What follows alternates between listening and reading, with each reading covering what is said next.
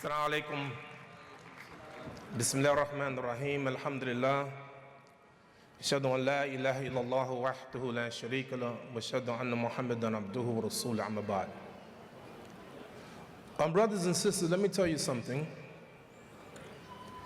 Every one of you who came to this conference, you came for a reason. Every session that you go through, there's something there for you. I want to speak to you today about one of the greatest decisions you'll ever make in your life. Who's going to be your friend? Who you going to hang out with? Who's going to be your buddy? Who you're going to get married to? Sisters, would you mind if I speak to the brothers for like 30 seconds? Would you mind? Brothers, don't worry, they can't hear us. And I want an honest answer. And I'm going to look at every one of you. How many of you like and are attracted to women? Raise your hand. All right. Those who didn't raise your hand, see me later. We're going to talk. According to the World Health Organization, every day, intimacy happened between men and women 100 million times a day on this earth. That results in 850,000 conceptions a day. That results in 350,000 sexually transmitted diseases a day. That results in 150,000 abortions a day. Who's your friends? Who's your buddy? Who do you hang out with? The Prophet, peace and blessing be upon him, said this, and don't you ever forget it. المرء على دين خليلي فينظر أحدكم من يخالل. A person will follow the religion of a very close friend. Therefore, let every one of you be careful of whom he shall choose as a friend. Who's your friends? If you tell me who your friends are, I can tell you a lot about who you are, because you will be influenced by your friends. Might I recite something from the Quran to you that will be recited by someone in the hellfire and Yawm al-Qiyamah? Listen to these words and never forget them. يا ويلتى ليتني لم أخذت فلانا خليلا لقد عدلني عن الذكر بعد إذ جاءني. Oh,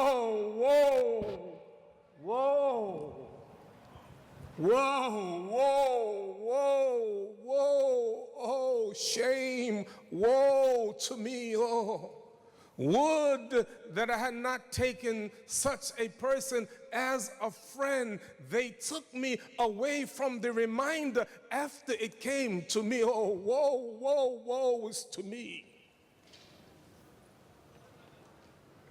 Brothers, listen to me. You listen carefully. You better be careful who you choose as a friend. Last week,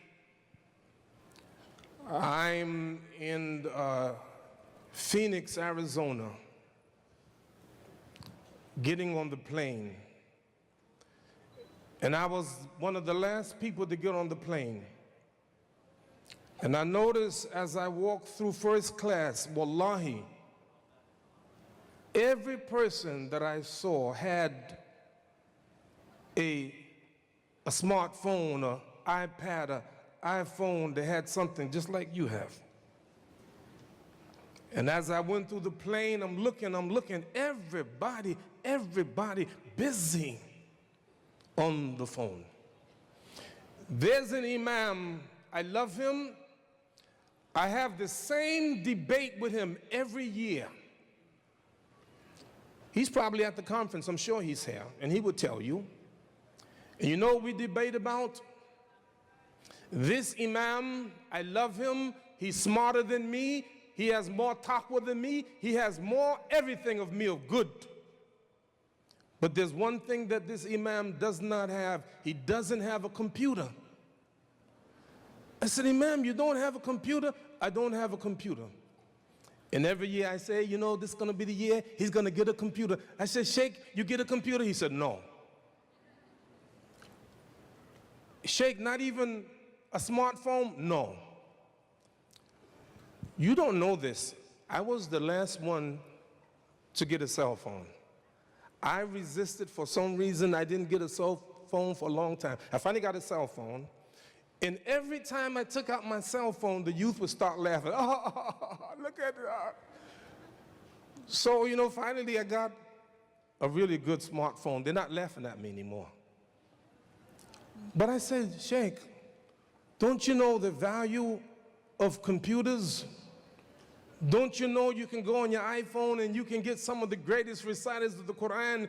You can get Sheikh Abdurrahman al-Sudais and you can listen to him on your iPhone. Don't you know that, Sheikh? He said, yes, I know. I said, don't you know you can get on the internet and you can go online and you can learn so many Islamic things? He said, yes, I know. But yet he wouldn't get it. And you know why? I understand. Computers, in my opinion, is like money. Money is neither good nor bad. It's what you do with it. You can take money and build schools and hospitals and libraries. And you can take money and you can buy the haram. You know, the other day went to get my newspaper, and there's a brother, alhamdulillah, a good Muslim brother, works in this Muslim store. And recently he was telling me how he's going to go back home, he's going to learn the Quran. So I went there the other day, and like so often, as I'm parking my car to go to the store, he didn't see me. He's outside and he's smoking a cigarette, young man. And so when I got out of the car, I knew what was going to happen. When he saw me, he hid the cigarette. Usually I don't say anything. But this time when I saw him, I did like this. He said, haram, haram, haram. Telling on himself. You know something, brothers and sisters? While these great gifts of technology that Allah has given us is good, but it can also be bad. I'm going to ask you this. Could you withstand an examination? Everyone bring forth your iPad, bring forth your cell phone, bring it here, and let us look at the history and see where we have gone, what sites we have visited. Could you withstand the examination? What's my point? My point is the new friends is not just people. It's iPad. It's Facebook. It's Instagram. Will we be sorry on Yom Al-Qiyamah because we took these and went to places that we should not go? In my conclusion, I'm going to add something that Sheikh Yasir said. Actually, I had some of the same things that I wanted to mention. How many of you brothers want to get married? Raise your hand. Good. How many would like to get married today? Raise your hand. MashaAllah. How many sisters like to get married? No. Naeem, I'm of the opinion that when we have these conferences, we have to find a way to get them married. Some of them, I'm telling you, come here to get married, to at least look. And they're looking. Why not help them? Let me tell you why I say that, and then I'm finished. Who you choose as a wife is one of the most important decisions in your life. Can I help you? Would you like for me to help you? My young brother there, would you like for me to help you? No? All right, inshallah. Let me tell you this. Think about Prophet Muhammad, peace and blessing be upon him. Which companion is called Dhur Nurain? Dhur Nurain, the possessor of two lights. Which companion? Uthman. The Prophet Muhammad ﷺ married his daughter to Uthman, and his first daughter, she died, then he married his second daughter to him. Umar radiallahu anh,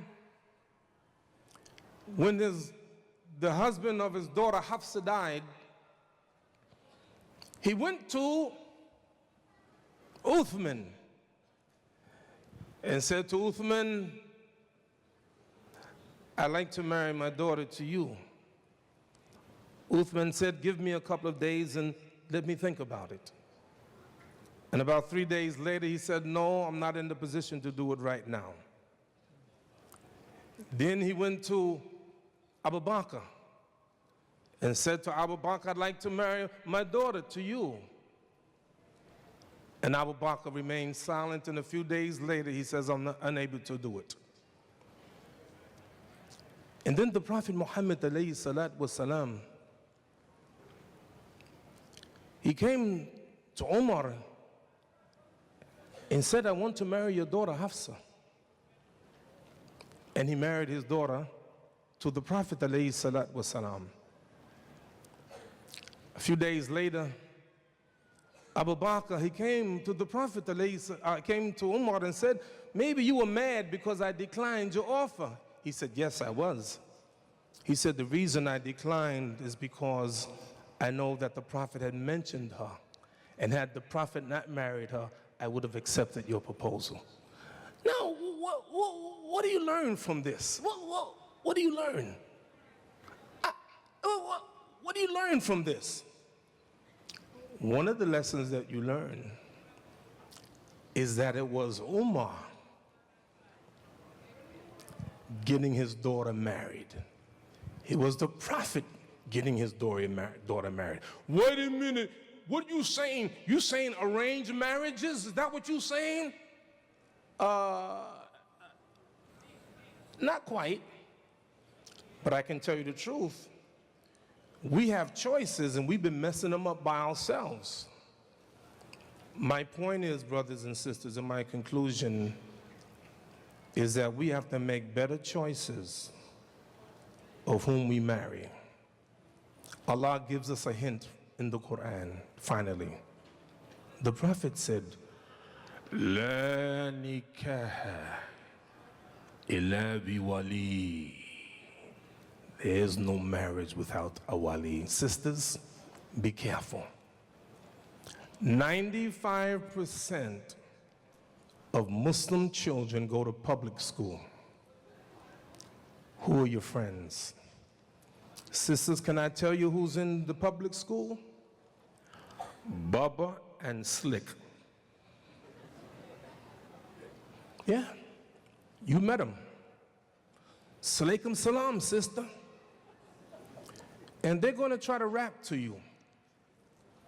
And you know what Allah warned you in Quran? لَا تُنْكِهُ الْمُشْرِكِينَ حَتَّى يُؤْمِنُوا. Do not marry your daughters to the pagan women until they believe, even though they may appeal to you. Allah tells you why. أُولَئِكَ يَدْعُونَ إِلَى النَّارِ. because they invite you to the fire. That's it. Who are your friends? My recommendation today, as I sit down, unfriend some people for your good. Make sure that the people that you're with, as the prophet gave the example of a man who has perfume, a musk, and go into the store and this to smell the musk. Sometimes I see a brother and I give him cheeky. You know why I do that? Because of the musk that he has. Smells so good, I do it again. And you know what? Go into a store where they sell perfumed, lovely smell. And even if you don't buy anything, you feel blessed. Being around these Muslims are blessed. All these brothers say, I love them more than you can ever imagine. So brothers and sisters, please be careful. Al-maru ala dini khalili fayandur ahadukum man yuqalil. A person will follow the religion of a very close companion. Therefore, let every one of you be very careful whom he shall choose as a friend. Assalamu alaikum.